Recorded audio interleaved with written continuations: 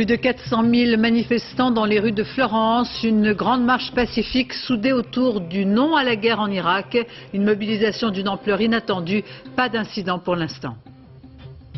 Un sursis pour Air Libre, quelques jours pour convaincre, ou c'est le dépôt de bilan, lourd de conséquences pour la compagnie qui n'a jamais cessé de se battre, inquiétude aussi pour les passagers qui se préoccupent de leurs billets déjà achetés pour les vacances à venir. Le succès du bio, un marché en expansion de 20% par an et un rapport qui vient conforter le choix des Français. Le bio est bon pour la santé.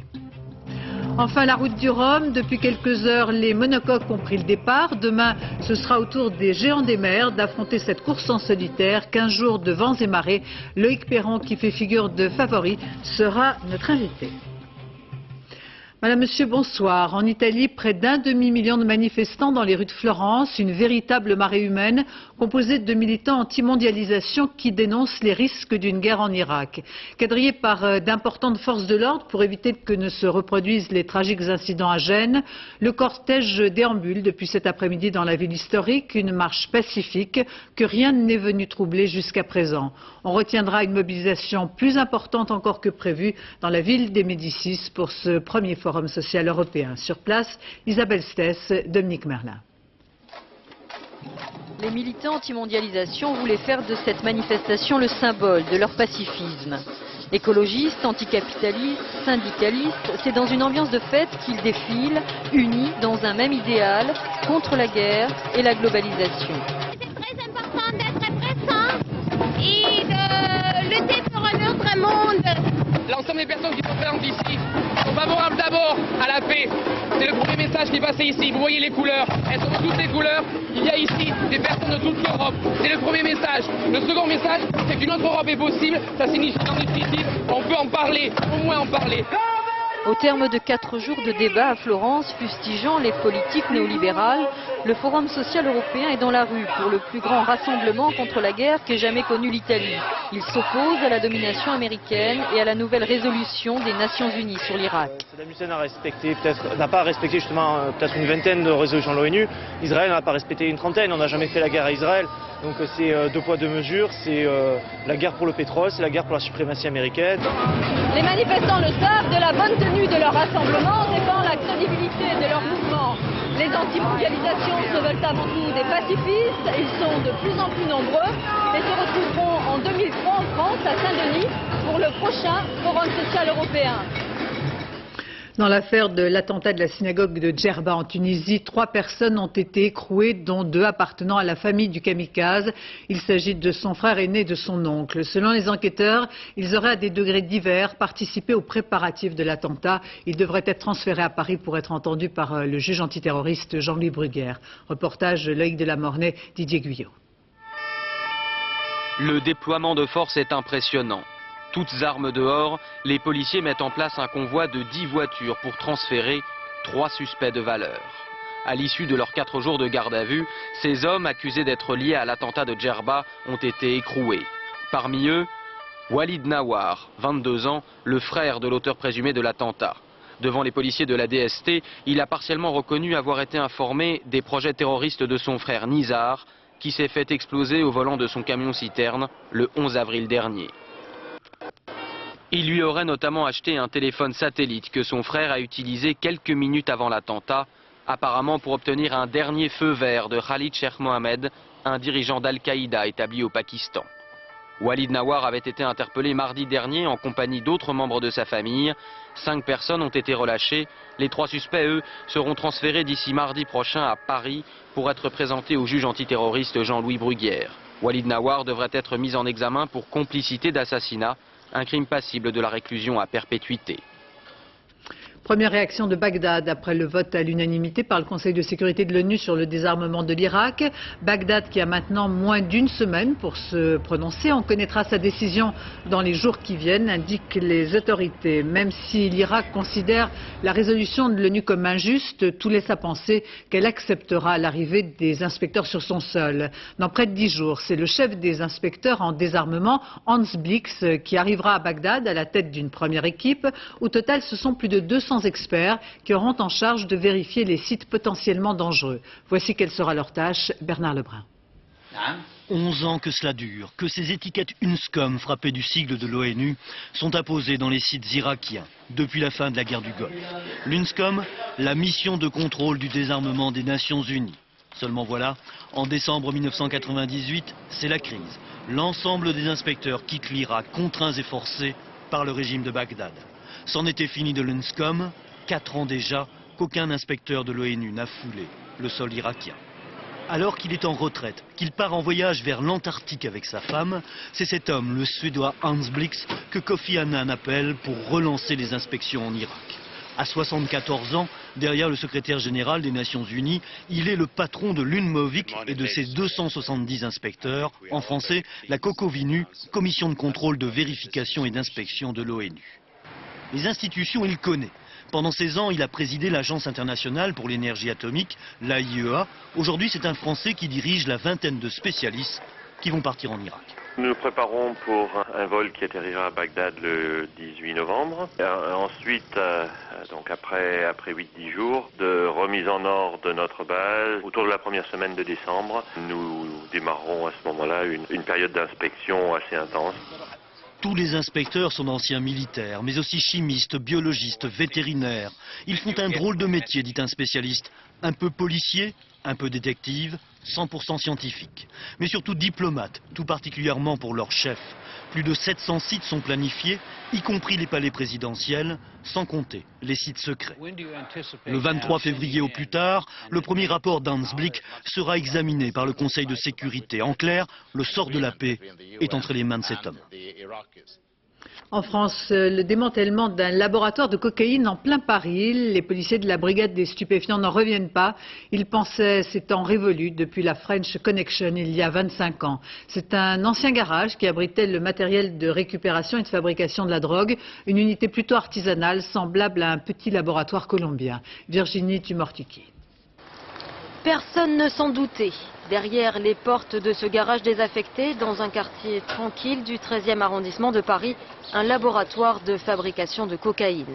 3 trafiquants colombiens agissaient ici depuis plusieurs mois.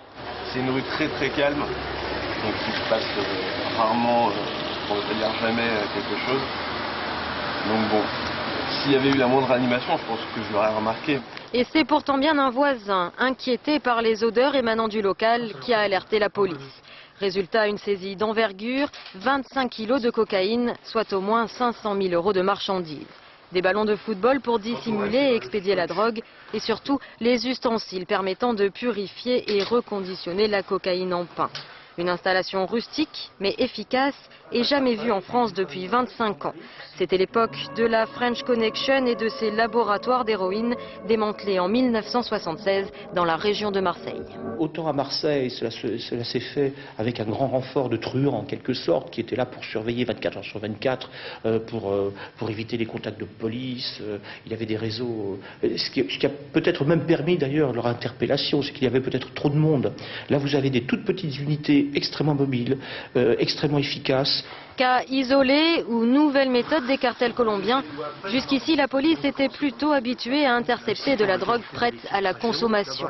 Mais en la fabriquant en Europe, les trafiquants bénéficient de l'absence de frontières dans la zone de Schengen.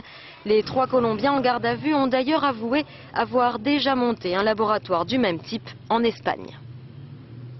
À Calais, après l'expulsion hier soir de réfugiés qui avaient occupé une nouvelle salle de sport de la ville, les esprits s'échauffent et le maire vient de donner son accord à l'accueil de nouveaux arrivants dans une église. Du côté de l'État, c'est-à-dire du préfet, on annonce le relogement des demandeurs d'asile.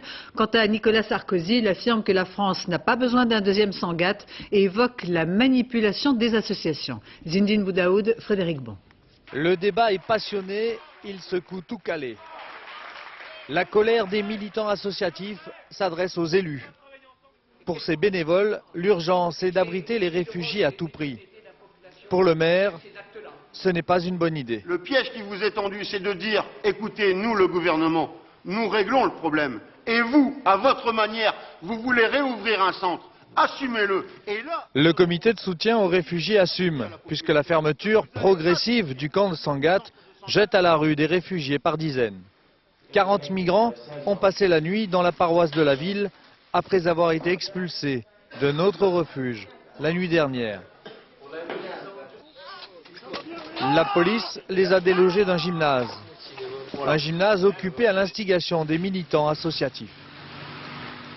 Et qu'est-ce qui s'est passé hier et avant-hier?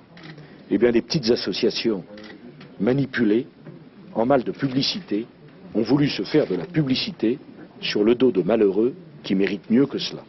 Les critiques du ministre de l'Intérieur n'entament guère leur détermination. On va voir. Voilà, alors si nous on est une association en manque de publicité, on est le collectif C'est Sûr, ça intéresse personne, personne ne le connaît. Nous on est vraiment là en tant que citoyens, vraiment en tant qu'humains pour aider des gens qui sont en train de crever dans la rue. Ce soir, personne ne devrait coucher dehors. Une église en réfection a ouvert ses portes à une cinquantaine de réfugiés, avec la bénédiction du maire de Calais pour une seule nuit. Une voiture a forcé un passage à niveau dans l'Ariège ce matin. Sous la violence du choc, la motrice du train a déraillé. Pas de blessés du côté passager, mais les 3 occupants du véhicule, des jeunes militaires d'une vingtaine d'années, ont été tués sur le coup. On ignore pour l'instant pour quelle raison la voiture se trouvait sur la voie. Le trafic du TER entre Toulouse et la Tour de Carole a repris en début d'après-midi. Ultime sursis pour la compagnie d'aviation Air Libre qui devra présenter ses éventuels investisseurs avant le 15 novembre prochain. Un délai insuffisant, un tour de force que dénoncent les responsables de la compagnie, considérant qu'on est en train de les condamner au dépôt de bilan. En cas de disparition, les conséquences seraient lourdes, bien sûr pour les employés, mais aussi pour les passagers. Séverine Lebrun, François-Xavier Guton. Air Libre existe toujours, mais déjà, les clients s'inquiètent. On avait très peur de ne pas pouvoir partir. C'est vraiment l'inquiétude du passager. Pour lui, il se demande si vraiment Air Libre va continuer vraiment. Pour eux, c'est sûr que dans 10 jours, il n'y a plus d'Air Libre. Pour la saison d'hiver, près de 600 000 personnes ont déjà réservé leur vol. Pour ceux qui ont des billets non échangeables, non remboursables, aucun dédommagement ne serait alors possible. Tous ces voyageurs ont déjà acheté leur titre de transport et seraient évidemment consternés si on leur apprenait que la compagnie a disparu. En plus, une compagnie de moins sur le marché, ça réduirait forcément la concurrence. Ça peut avoir une répercussion sur les prix, ça peut avoir une répercussion, je pense, que sur la qualité des services. Un monopole, c'est jamais bon pour les consommateurs. Tarbes ou Annecy, autant de destinations en rouge sur cette carte qu'Air Libre est la seule à desservir en France. C'est aussi la seule compagnie française à atterrir en Algérie, des vols rares qui affichent toujours complet. Il n'y a pas assez de vols sur l'Algérie. Il n'y a que Air Algérie ou Air Libre. Il n'y a pas d'autres concurrents, quoi. Donc là, on est pris en otage, donc on aura une seule compagnie, quoi. Si Air Libre ferme ses portes, pas de choix, quoi. Dans les agences de voyage aussi, l'incertitude sur l'avenir d'Air Libre incite à la prudence. On commence à freiner les ventes d'Air Liberté, puisqu'en fait, malheureusement, il y a des problèmes financiers que vous connaissez et que les clients connaissent. Et à l'heure actuelle, en fait, on assiste à une baisse de 70% des ventes Air Liberté dans notre agence, oui. C'est le cercle vicieux. Alors qu'Air Libre est en difficulté, les réservations diminuent. Plus qu'une semaine pour trouver les fonds nécessaires à sa survie. Concernant le tourisme aux Antilles, le groupe d'hôtellerie Accor pourrait progressivement se retirer de la Guadeloupe et de la Martinique. Pas de calendrier arrêté, mais ce secteur est de plus en plus difficile compte tenu notamment du climat social, précise l'un des patrons du groupe. Jean-Pierre Raffarin, sur ses terres à Poitiers, son combat pour la décentralisation égratigné la semaine passée par Jean-Louis Debré a reçu le soutien inconditionnel de Nicolas Sarkozy, image d'un tandem sans faille, Jean-Baptiste Prédalier, Bruno Levertou. Bienvenue en Poitou. En sport, on dit jouer à domicile et tous les supporters sont les bienvenus. Monsieur le ministre de l'Intérieur. Jouer à domicile, il paraît que ça donne un avantage psychologique et la connaissance du terrain. Un compagnon des bons et des mauvais jours. Utile lorsqu'on a été contesté jusque dans sa majorité sur la décentralisation. Tous les soutiens sont donc les bienvenus et quant au soutien à la décentralisation et au reste, Nicolas Sarkozy ne lésine pas. C'est l'occasion pour moi de te dire dans ta région que mon soutien à ta politique et à ta personne est fait de conviction, de loyauté et, si tu le permets, d'une bien réelle amitié. Merci. Après 6 mois à Matignon, Jean-Pierre Raffarin devrait donc avoir au moins une certitude, son ministre de l'Intérieur ne lui veut que du bien. Du coup, la rencontre d'aujourd'hui a tourné à l'assaut d'amabilité.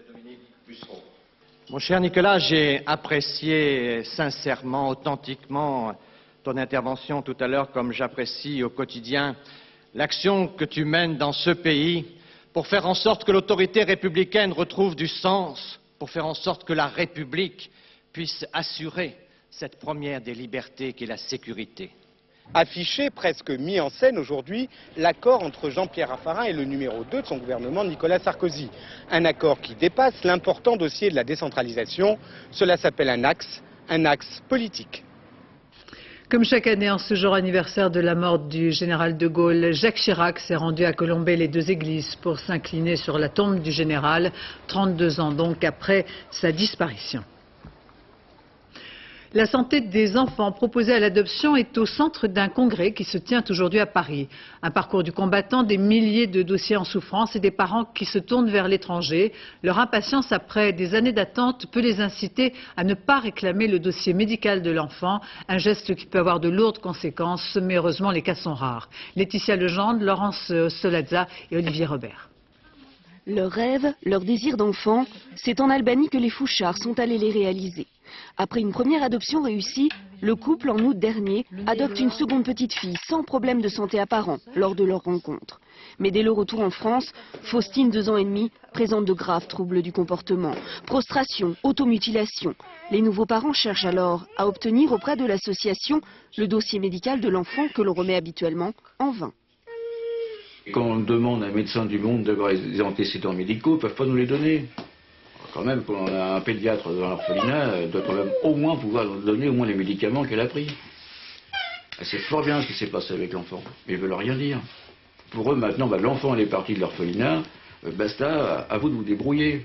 L'association Médecins du Monde, qui n'a pas souhaité nous rencontrer, explique qu'elle fait pression auprès des autorités albanaises pour obtenir le dossier médical de l'enfant et aider ses parents. Depuis 3 mois, la famille est épuisée, désarmée. Faustine ne parle pas et souffre d'un retard mental important. Les associations d'adoptants ont déjà constaté des cas similaires en Europe de l'Est. Nous rencontrons bien sûr des cas d'hospitalisme, notamment justement dans les institutions où l'enfant n'est pas pris en charge, où l'enfant est livré à lui-même, où l'enfant, on ne lui parle pas, on ne s'exprime pas avec lui, on ne le regarde pas, on ne le touche pas. Et ce sont des enfants qui souffrent, qui se referment sur eux-mêmes. Dans l'attente d'informations sur le passé médical de Faustine, les parents ont consulté des spécialistes et stimulent du mieux qu'ils peuvent leur petite fille. Ils avaient envisagé d'adopter un 3e enfant. Depuis 3 mois, il n'en est plus question. Si on pouvait encore en douter, le marché du bio est en pleine expansion. 20% de croissance cette année avec 2% de la surface agricole française consacrée à la culture bio. À l'occasion du salon Bio et Nature qui se déroule ces jours-ci au Parc Floral de Paris, on constate que ces produits sont très demandés par les Français. 1 sur 2 en consomment. Et le rapport que s'apprête à publier l'Agence française de sécurité sanitaire viendra les conforter puisque selon cette étude, l'alimentation bio est bonne pour la santé. Romuald Benant, Sylvain Gauthier. De l'entrée au dessert en passant par le vin, le bio occupe désormais la table des Français. Une tendance qui s'est accélérée depuis les crises sanitaires comme celle de la vache folle. Au menu de cette agriculture, d'abord moins de produits chimiques et plus de traitements naturels. On fait 5-6 traitements par an. Chaque fois qu'il y a une attaque de mouche, on traite rien qu'avec du savon de Marseille, dedans. Tandis qu'en chimique, ils font un traitement par an, mais avec un produit systémique. C'est-à-dire qu'il va dans la sève. Et après, mais quand vous mangez l'olive, le produit chimique, il y est toujours. De quoi rassurer les consommateurs qui recherchent aussi davantage de saveur. On ressent au niveau du goût et de la texture. Au niveau quand on mâche, on sent que c'est déjà quelque chose de différent. Les produits sont naturels et puis vous savez ce qu'il y a, faut y croire. Moi j'y crois. Si les consommateurs croient aux vertus du bio, les scientifiques s'interrogent. Dans quelques semaines, l'Agence française de sécurité sanitaire des aliments publiera ce rapport. L'AFSA met en avant par exemple que l'agriculture bio réduit la pollution comme c'est le nitrate, une bonne chose pour la nutrition humaine. Malgré les quelques fraudes au faux bio, l'agence constate que l'agriculture biologique est efficace et tient ses engagements.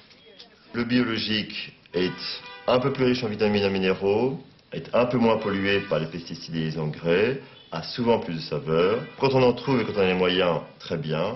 Mais sinon, ne pas hésiter à se tourner vers les fruits et légumes traditionnels. Pour les consommateurs, reste la question du surcoût. Manger ou boire bio coûte 35 à 50% plus cher. L'actualité sportive avec d'abord le départ à la mi-journée de la route du Rhum. Ce sont les monocoques qui ont passé les écluses pour prendre leur élan vers la ligne de départ. Quelques 17 monocoques avec à 16h un premier pointage qui donne le Français Roland Jourdain en tête devant l'Anglaise Hélène MacArthur. On notera les déboires du navigateur français Sébastien Josse qui après 3 heures de course à peine a dématé. Une équipe d'assistance est montée à bord mais compte tenu de la casse technique, il a dû abandonner.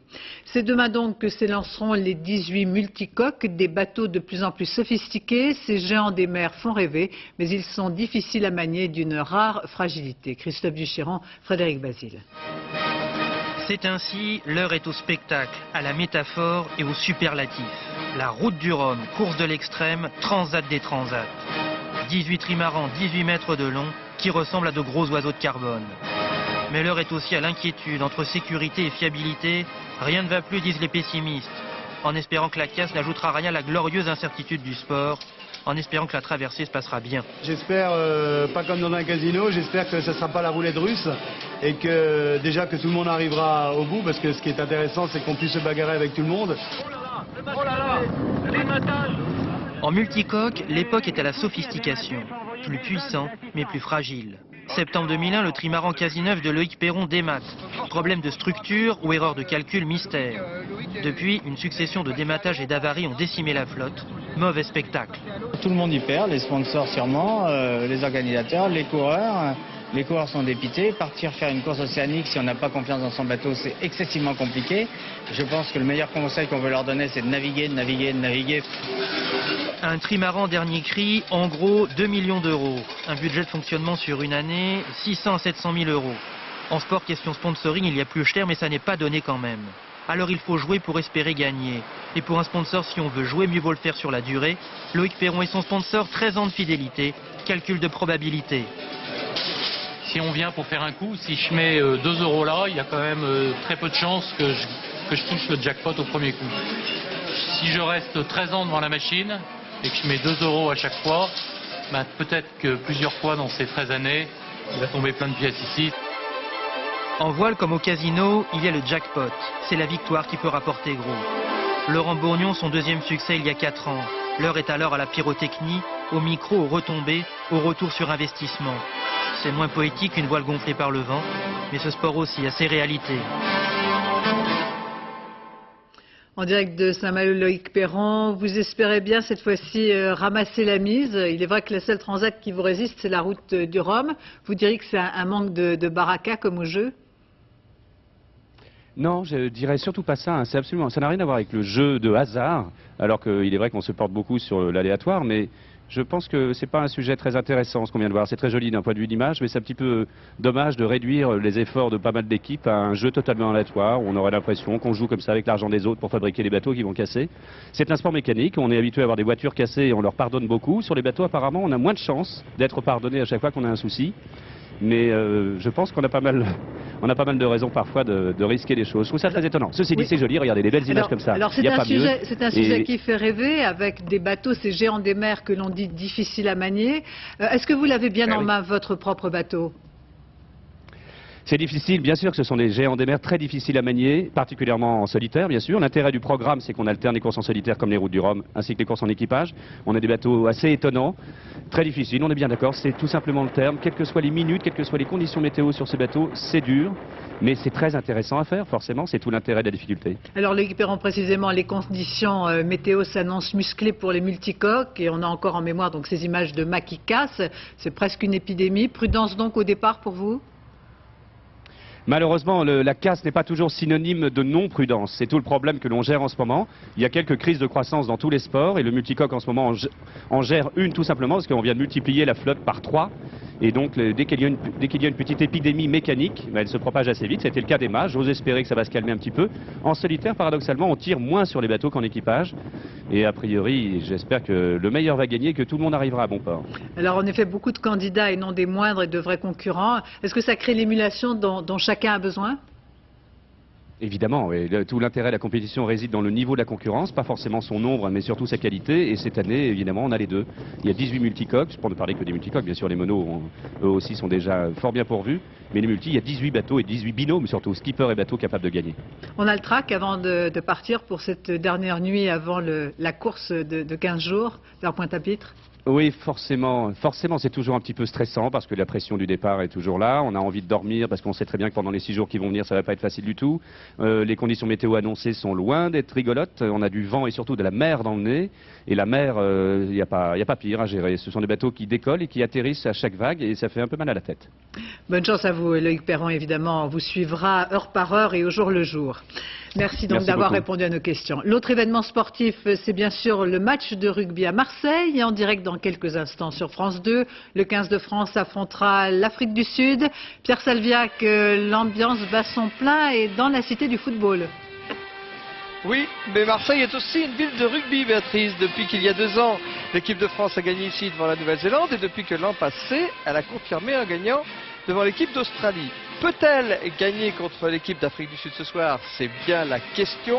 Ayez confiance, je vous retrouve en compagnie de Thierry Lacroix à partir de 40 pour le reportage en direct. Mais déjà une grande victoire, c'est à guichet fermé que va se jouer ce match. Il ne manque plus que vous, Béatrice. Mais je regarderai devant mon poste. Ainsi se termine cette édition. Je vous laisse tout de suite la place. 20h40 donc, rugby. Le test match France-Afrique du Sud en direct donc du Stade Vélodrome de Marseille. Le dernier journal Jean-Claude Renaud à 1h30. Demain à 7h dans Thé au Café. Catherine Sellac reçoit le philosophe Michel Serres. J'aurai quant à moi le plaisir de vous retrouver demain dès 13h. Excellente soirée sur France 2. Et on se quitte justement avec ces images du Stade Vélodrome de Marseille.